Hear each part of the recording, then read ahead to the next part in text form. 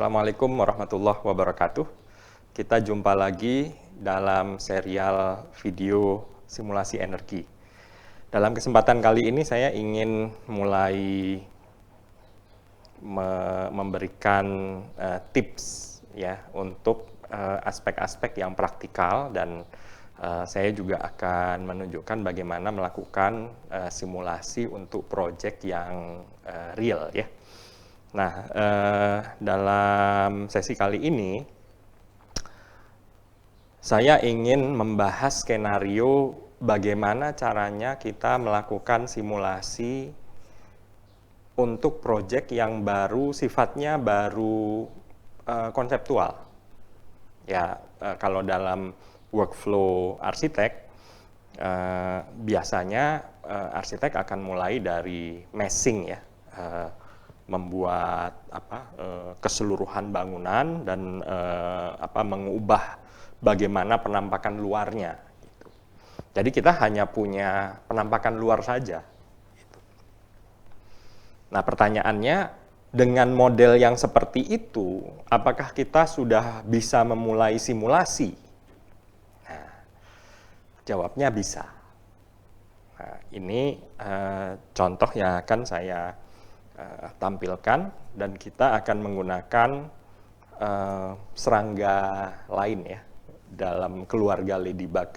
Kita sudah menggunakan honeybee sebelumnya, dan kesempatan kali ini kita akan menggunakan dragonfly. Dragonfly itu dibuat untuk mempermudah kita mendefinisikan hal-hal yang kita belum tahu definisinya seperti apa. Misalnya layout ruangan kita belum tahu. Ya, misalnya isi dari setiap ruangan kita belum tahu. Maka nanti semuanya akan kita ambil dari template atau kita asumsikan aja. Ya. Karena yang kita punya baru building mesh. Nah, saya sudah membuka ini, silahkan dilihat dari file contoh ya. Dari file contoh, filenya berjudul From Building Solids. Ya, nanti detail filenya sudah bisa didapatkan dari folder instalasi honeybee ya, atau ladybug. Ketika kita download, kita instalasi, ada folder contoh. Nah, ini adalah salah satu file yang ada di situ, di folder Dragonfly. Ya.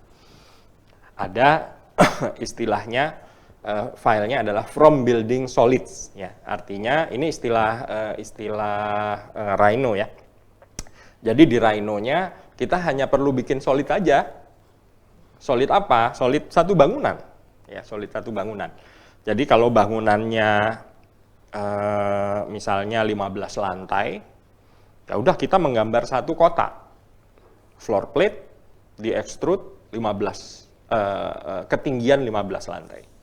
Lantai-lantainya sendiri nggak usah digambar, karena ini baru sifatnya konseptual ya, bahkan skematik juga kita masih bisa menggunakan model yang seperti ini. Belum matang model arsitekturnya, hanya untuk mengubah meshing ya. Nah, ini kita lihat contohnya ya. Saya mulai dari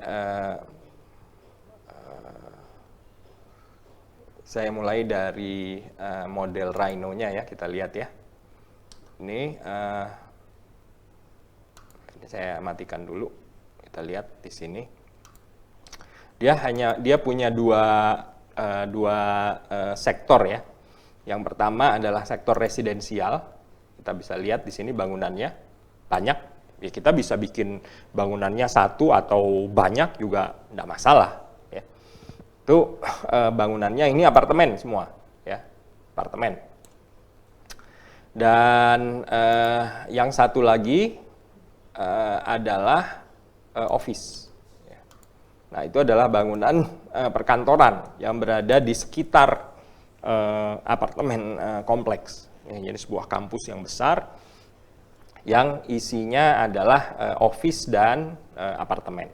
Nah, ini kita lihat ini dimasukkan ke dalam sebuah objek di sini ya. ini buildings solid ya, ini dari Dragonfly, dari building solid, ya. DF building from solid, ya. DF mana tadi? Building from solid. Jadi yang ini. Ya. Nah, kita lihat di sini yang wajib diisi itu ada 2, yang underscore di sebelah kiri ya. Underscore di sebelah kiri ada 3 nih. Underscore sebelah kiri itu yang pertama dengan yang terakhir ya, run ya. Ini building geometrinya ini mengambil birep dari yang ditangkap dari Rhino. Kemudian yang diperlukan adalah floor to floor-nya berapa. Itu saja inputnya. Jadi mendefinisikannya sangat mudah ya. Ketika kita punya bangunan yang tinggi, ya udah kita gambar aja gitu. Dan nanti kita buatkan floor to floor-nya berapa gitu. Nah, ini bagaimana cara mendefinisikan floor to floor-nya. Nah, formulasinya seperti ini ya. Floor to floor itu adalah di sini satu lantai ya, apa namanya, floor to floor-nya 5, dan kemudian 2 lantai, floor to floor-nya 4, jadi 5, di atasnya ada 4, 2 lantai, dan di atasnya lantai 4 ke atas itu floor to floor-nya 3 meter. Ya. Sederhana sekali cara mendefinisikannya gitu. Kita lihat yang residensial ya, sini ya. Residensial itu gampang gitu. Semua floor to floor-nya 4 meter. Cara mendefinisikannya ya seperti itu aja. Add 4. Ini sudah tergambar 4 semua. Ya. Nah, ini kalau kita mau lihat, ini nanti ceritanya masih panjang ya. Ini kita lihat dulu gambarnya. Seperti apa jadinya. Itu jadinya kurang lebih seperti itu. Ya. Dan di sini kita bisa lihat ya, untuk office ya. Nah, untuk office. Ini, di sini kita bisa lihat bahwa, bentar, yang lebih enak itu dilihatnya, mungkin di sini ya. Kelihatan nggak? Belum ya? Mungkin di sini. Kelihatan nggak office ya?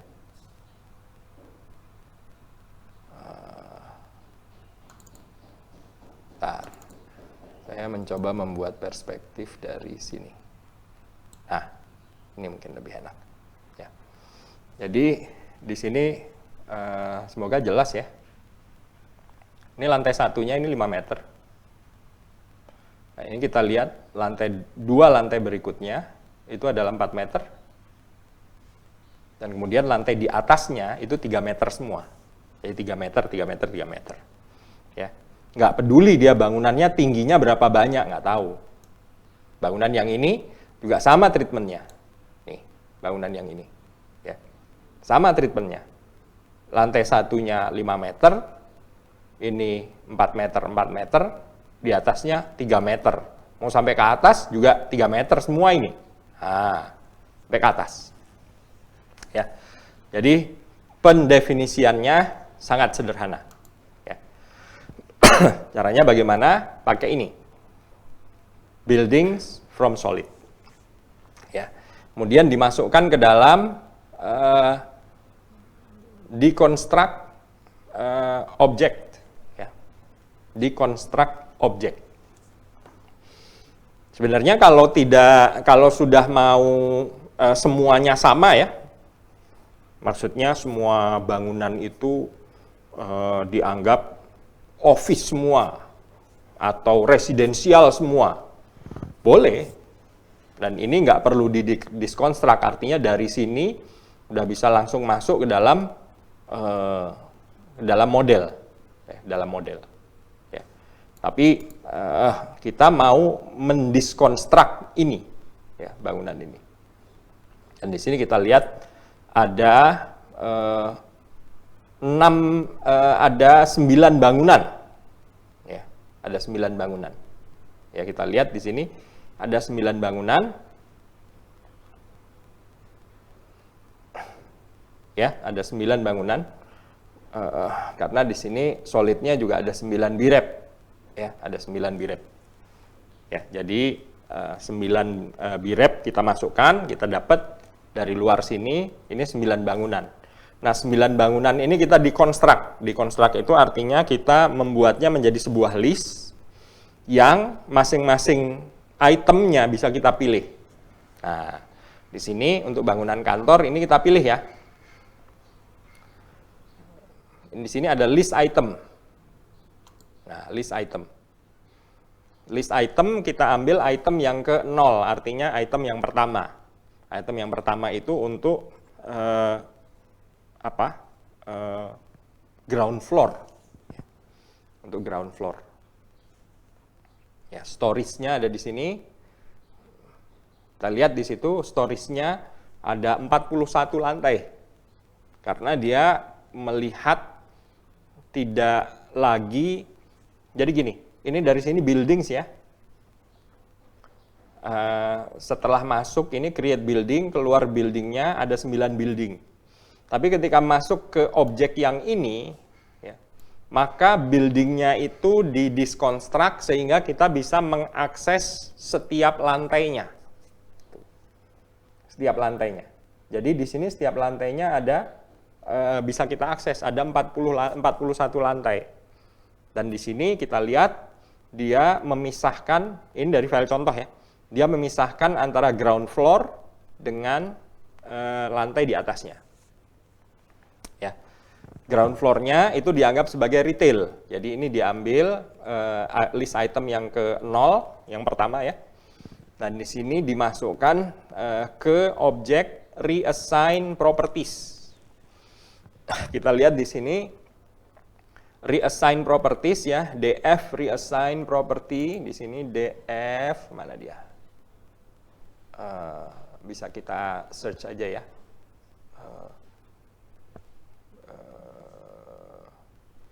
Mana dia? Kita search aja. df reassign. Nah, reassign properties.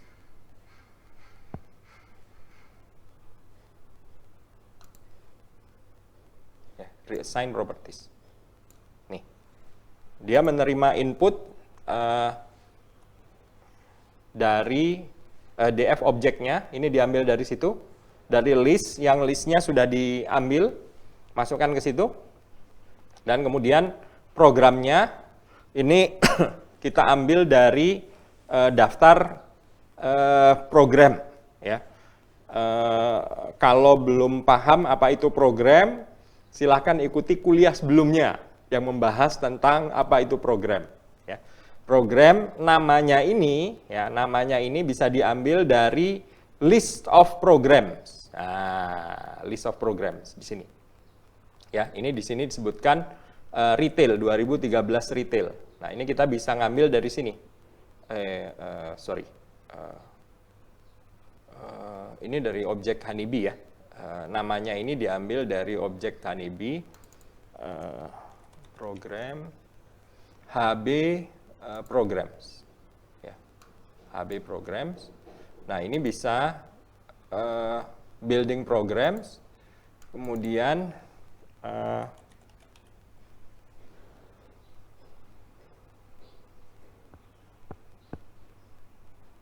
search program, ya, search program.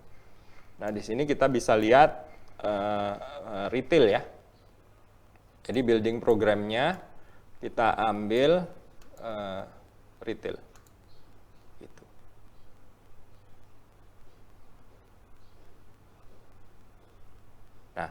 Di sini kita bisa menampilkan, kita lihat lagi, ada 5 ya kalau dari retail. Ini kita ambil dari retail, dia ada 5 template ya. Nah, yang terakhir ini yang diambil 2013 retail itu dimasukkan ke sini. Ya. Artinya ada sebuah template yang berisi jumlah orangnya berapa, colokan listriknya berapa, lampunya berapa untuk retail space, dan itu dimasukkan ke situ. Ya. Oke. Dan kemudian yang pertama itu dan yang kedua adalah fasadnya. Ya. Fasadnya juga ditetapkan di sini. Jadi yang retail itu ditetapkan di sini ada Windows parameter, dan Windows parameter yang dipakai di sini adalah simple ratio, artinya window to wall ratio-nya 0,65. Jadi 65% kaca ya. Dimasukkan ke situ. Jadi nanti yang lantai 1 65% kaca. Ya. Itu lantai 1 selesai. Ya, keluar di sini nanti ditampung dalam data. Ya. Di sini sebenarnya ini adalah data. Ya, data. Nanti ini silakan nanti di rename menjadi stories, ya, stories. Atau ini bisa di rename menjadi stories apa gitu, stories untuk ground floor office, ya, bisa seperti itu. Nah, ini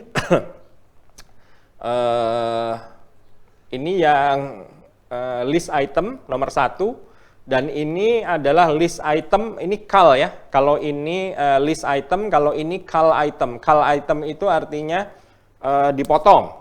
Jadi di sini item nomor 0, item yang pertama di exclude. Ya. Jadi di sini ada berapa ya? 41. Ya.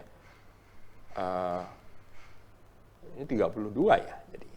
Jadi ini 40 properties yang di atas apa namanya? Di atas lantai dasar, ya, properties above ground office. Ya. Ini sama seperti tadi ya,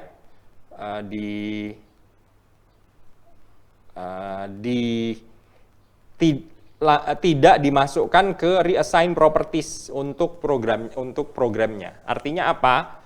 Programnya udah betul mengambil default. Ya, di sini mengambil default apa? Di sini.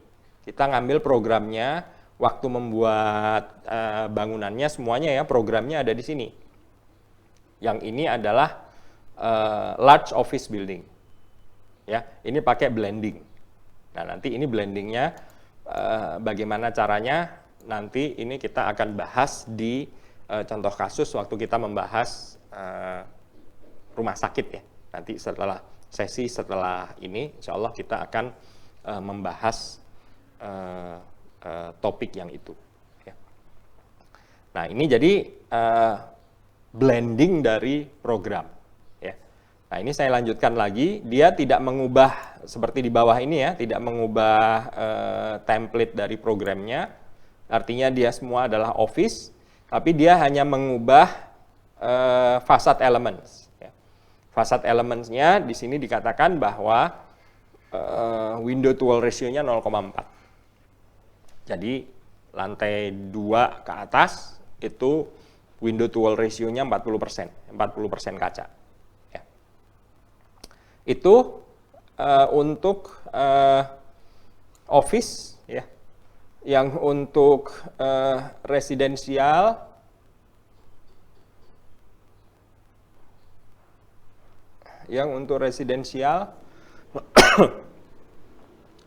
sama ya treatmentnya, programnya adalah mid-rise apartment ya,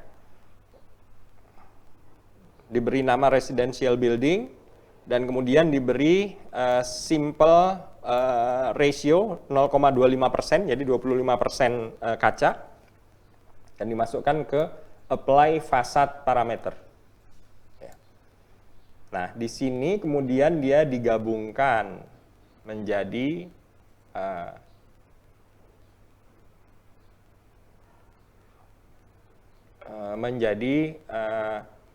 bersama commercial building. Oh ya, ini sebentar. Construction setnya, ya.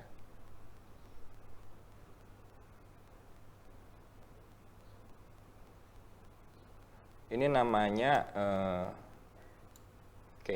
Jadi ini namanya, ini dimasukkan ke dalam building stories.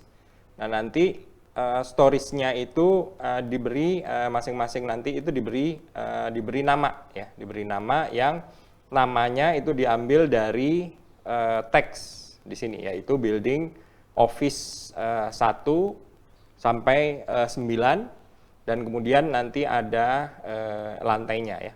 Nah di sini ini objek yang ini simply memberi nama saja, ya, memberi nama dan kalau perlu mengubah construction set. Tapi construction setnya tidak diubah karena menggunakan construction set yang sama seperti ini. Oke, itu kemudian masuk ke dalam all buildings di sini. Ini udah campuran, ya, antara yang residensial dengan office, ya. Kita lihat di situ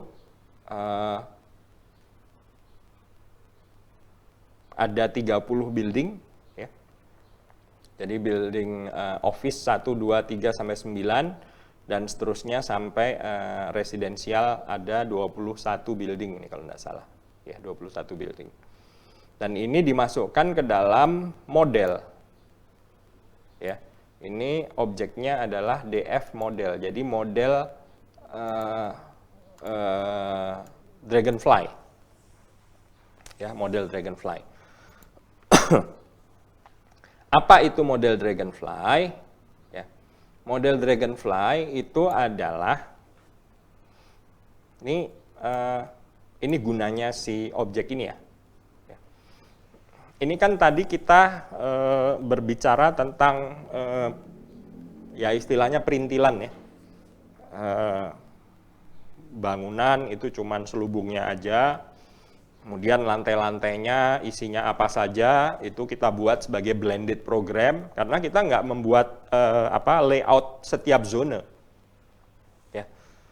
Jadi ini mohon diperhatikan, ini zonenya boleh dibilang nggak ada zone. Secara geometri, ya, tapi zonenya itu dibuat sebagai blending rasio floor area. Artinya di sebuah lantai itu kira-kira office-nya ada berapa persen, retail-nya ada berapa persen, itu semua nanti yang digunakan untuk melakukan simulasi. Nah, gunanya si objek ini, ya, yang ini, itu adalah mengumpulkan semua informasi perintilan itu dan mengkombinasikannya menjadi sebuah informasi yang bisa dikirim ke Honeybee. Ya, kenapa Honeybee? Karena yang berkomunikasi dengan Energy Plus adalah Honeybee. Oke. Nah, dari sini modelnya kita lihat di sini dikirim ke komponen translate to Honeybee. Ya. Translate to Honeybee. Nah, di sini tinggal kita masukkan sebenarnya yang wajib hanya model dan run saja. Gitu. Ya. Nanti kalau ini di run, maka dia akan langsung running ini. Ya. Jadi dari HB Models kita masukkan ke model to Open Studio. Ya. Model to Open Studio ini nanti akan nge-run. Ya. Akan nge-run, memanggil Open Studio, which is Energy Plus, ya, dan kemudian di running dan hasilnya ditampilkan. Saya nanti akan runningnya sampai ke export to Open Studio saja, ya. Gitu. Saya tidak menggunakan OSW. Ya, OSW itu apa? Nantilah, itu topiknya masih belakangan, ya. karena itu ini semua bisa digunakan untuk simulasi yang menghitung energi di tingkat kampus ya, di tingkat bukan hanya satu bangunan, tetapi di tingkat regional kampus lah begitu, yang isinya banyak bangunan. Ini tadi bangunannya sampai 30. Nah, ini terakhir ya, nanti kita akan bahas lebih detail lagi. Saya sudah sebutkan tadi bahwa di dalam setiap lantainya kita tidak mendefinisikan secara geometri kita tidak mendefinisikan sebelah timur ada office, di sini ada ruang meeting dan seterusnya. Geometrinya blong satu lantai saja, gitu, satu zona. Tapi kita mendefinisikan bahwa berapa persen sih dari lantai itu yang open office, atau yang private office, atau yang ruang meeting. Nah, bagaimana caranya? Ini ada ada objek namanya blend programs. Ya, programnya ngeblend. Ya. Nah, ini kita ambil tetap dari template yang tadi. Ya, template yang tadi. Misalnya ini ya. Kita balik ke large office ya, misalnya large office. Nah, di sini kan ada macam-macam tuh, sampai 22 zona, 22 tipe ruangan nih. Ya, 23 tipe ruangan dari 0 sampai 22. Ya. Nah, ini semua bisa kita pakai, kan tidak setiap lantai ada dia gitu. Lobby misalnya, lobby itu hanya ada di lantai 1. Atau ada lift lobby misalnya, ya. Itu bisa kita hitung floor areanya berapa gitu. Nah, ini yang kita masukkan ke sini.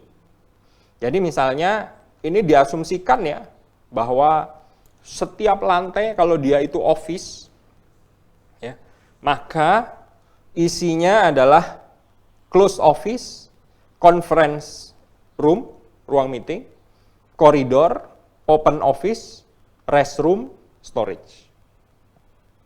Isinya kurang lebih begitu. Presentasenya bagaimana? Nah, ini dimasukkan rasionya. 15%, 15%, 0,2, 0,4, 0,05, 0,05. Ini angkanya dapatnya dari mana? Itu arsitek yang lebih tahu. Ini istilah kerennya dalam dunia arsitektur kan programming, ya. Jadi dalam setiap lantai itu berapa besar sih ini luasannya? Nah, setiap bangunan mungkin berbeda-beda. Tapi untuk setiap bangunan itu arsitek pasti punya ini. Nah, itu secara konseptual diminta aja. Nah, lantai ini office ada berapa? Oh, nanti Pak, ini kan nanti bisa jadi nanti berbeda seperti ini. Ini artinya kan kalau kita punya lantai 41 lantai tadi itu bangunannya, kan setiap lantainya seperti ini. Kan nanti boleh jadi ada beberapa lantai yang berbeda dari ini. Ya enggak apa-apa. Ini kan masih dalam tahap konseptual, skematik. Nanti kalau kita layout dari dari arsitek denahnya sudah matang, ini kita perbaiki. Ya. Bahkan modelnya kita perbaiki, jangan memodelkan gelondongan seperti ini lagi. Ini adalah early design stage modeling. Kita masih hanya punya penampakan meshing fasadnya saja. Zonanya bagaimana? Beginilah cara kita membuat zonanya. Nah, yang seperti ini. Ya. Jadi kira-kira 40% dia itu adalah open office. Ini nggak bisa dijajarkan begini ya. Nah, bacanya. Ya. Jadi close office-nya 15%, ruang meeting-nya 15%, koridornya 20%, open office-nya 40%, begitu ya, dan seterusnya. Nah, ini yang mendefinisikan office. Ya. Kalau residensial, bagaimana? Residensial itu satu zona. Semuanya dianggap apartemen. Ini mohon diperhatikan ya. Lift diabaikan. abaikan lift dulu, nggak dihitung dulu, ngapain dihitung? Kan ini masih sangat awal ya, masih sangat awal. Gitu. Untuk apa kita melakukan ini? Nah, kita mau melakukan misalnya untuk kepentingan arsitektur. Arsitek mau tahu jenis kacanya apa. Kan tinggal ganti kacanya. Ya kan? Jadi ada jenis kaca di sini. Nanti ada construction set ya. Nah, sini ada construction set. Di sini ada kaca nanti. Kita mau ganti kacanya. Ya. Atau kita mau ganti window to wall ratio. Ya, jangan 25% gitu. Atau di sini retailnya 65% window to wall ratio-nya. Kacanya terlalu besar. Bisa nggak dikecilin? Atau malah diperbesar lagi. Gitu. Nah, kita mau melihat aspek-aspek itu dalam di tahap yang paling awal. Ya, di tahap yang paling awal. Nah, dari sini nanti kita bisa melakukan simulasi. Silakan saja ini disimulasikan, saya nggak akan mensimulasikannya karena ini saya akhiri dulu sampai di sini dan nanti setelah setelah sesi yang ini kita akan melanjutkan dengan metode yang sama. Saya akan menunjukkan bagaimana caranya melakukan semua ini untuk proyek yang real. Itu dulu, kita jumpa lagi di sesi berikutnya. Assalamualaikum warahmatullahi wabarakatuh.